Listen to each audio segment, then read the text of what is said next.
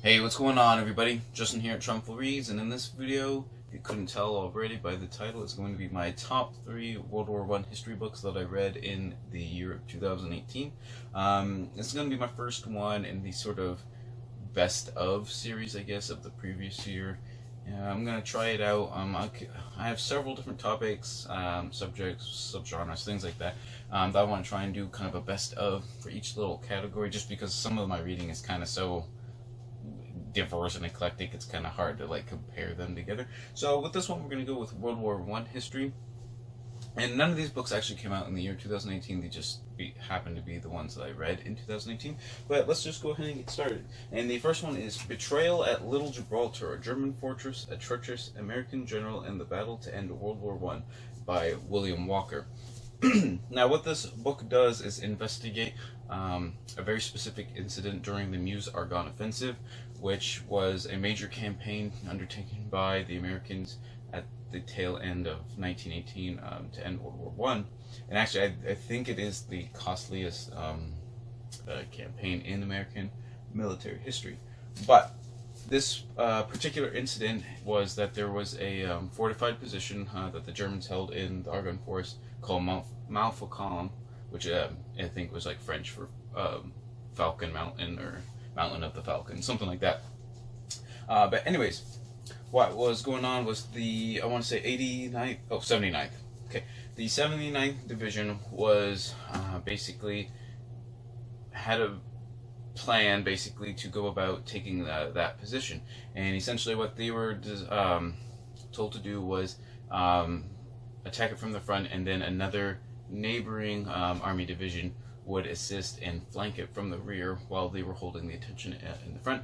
But basically what happened was that neighboring division was basically ordered to not assist, essentially, basically because that commanding officer or the general of that corps or something like that basically wanted to get credit for reaching a more, I don't want to say a more important objective, but a more newsworthy, basically, place first.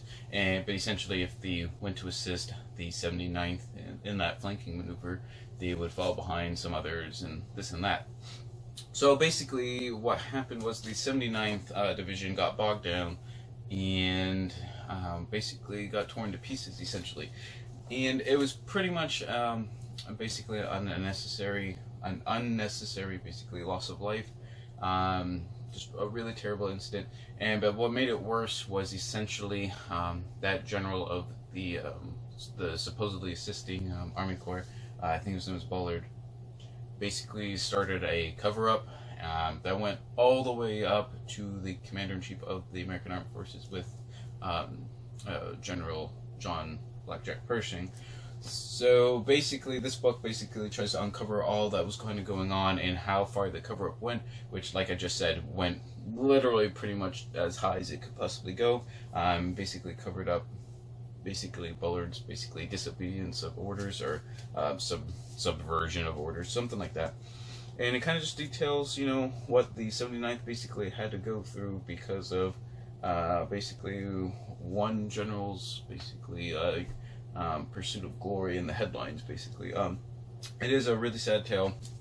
I don't say tale, I mean it actually obviously happened, but it is just a very sad account. There are obviously lots of vignettes of epic heroism and stuff going on, and actually there's even after the Mount Faucon incident is over and the Meuse-Argonne offensive keeps going, the book follows that division, and some interesting vignettes also happen, such as the last American casualty of the war, which happened literally on, was it November 11th or at 10:55 or something, and it was essentially a suicide by combat by a German American who basically was just under a lot of stress and pressure from basically stereotypes and stuff like that. But anyways, like I said, this is a very interesting book that highlights a really tragic aspect of World War I that I thought. And I thought the author did a really great job with journalism skills, like finding out the right sources to look at and things like that. So, Betrayal at Little Gibraltar was an excellent book.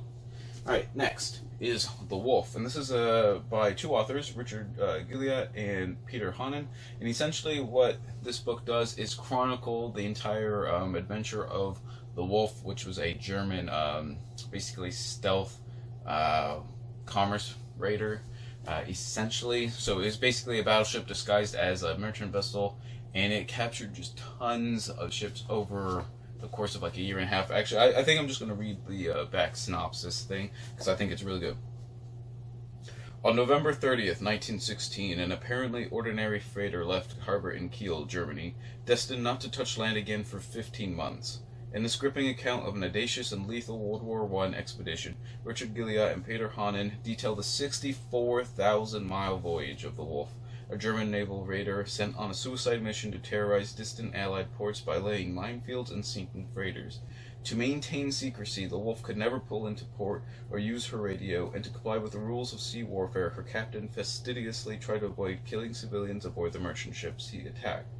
The Wolf thus became a huge floating prison with more than 400 captives, including women and children, from 25 different nations. Forced to survive on food and fuel plundered from other ships, facing death from scurvy, it hunted by the combined navies of 5 allied nations. The Germans and their prisoners came to share a common bond. The will to survive transcended enmities of race, class, and nationality. The story of this epic voyage is a vivid, real-life narrative and simultaneously a richly detailed picture of a world profoundly transformed by war. So essentially, you are following the Wolf for 15 months, 64,000 miles around the world. It captured several dozen, or destroyed several dozen, or seven, I mean, it's a couple, 2 dozen, maybe two, was 24, 30, now I'm getting all messed up. I think there's a chart actually in the back of this one. But anyways, right here. We got, well, 1, 2, 3, 4, 5, 6, 7, 8, 9, 10, 11, 12, 13, 14, 15, 16, 17, 23, 24, 25, 26, 27, 28, 29 or 30 ships that it captured or sunk, while never laying into port. And this is in the this was a coal powered vessel. So essentially, all its coal had to be either gained, basically secretly, from captured ships, things like that. It was just a really crazy story of World War I that I had never heard about before reading this book, because the naval history of World War I is kind of basically lacking, just in general, because there wasn't like a ton of naval battles going on. In fact, there's only one major battle that's really ever mentioned, at the Battle of World Undone. Between the battleships of the British and the Germans. But anyways, like I said, it's just a crazy story of a true, basically a true captain in the ship. True captain, true... Blah. Anyways, like I said, I'm totally just messing this all up. Anyways, but like I was saying, this is just like a really crazy story of the Wolf and the captain, who literally tried everything he could to maintain like chivalry, basically during this like last age of like chivalrous naval warfare, I guess, where you would like fire warning shots and things like that. I just thought it was a really interesting and unique story that probably won't ever be replicated again. And lastly, we have A World Undone, the story of the Great War, 1914 to 1918 by G.J. Meyer. And even though this is like a massive book, it's like 700 something pages or something, I think this is definitely the best one-volume account of World War I. Probably out there, maybe not out there, because I haven't read that many one-volume accounts of the whole war, but this has definitely got to be like right up there in the top like 5% or something like that. And I think it's the best one that I've ever read by far. And the author just does a great job including lots of different facets of the war that are usually kind of glossed over, skipped over, and cutting down on things in a way that doesn't sound like he's basically cutting over them, if that makes any sense.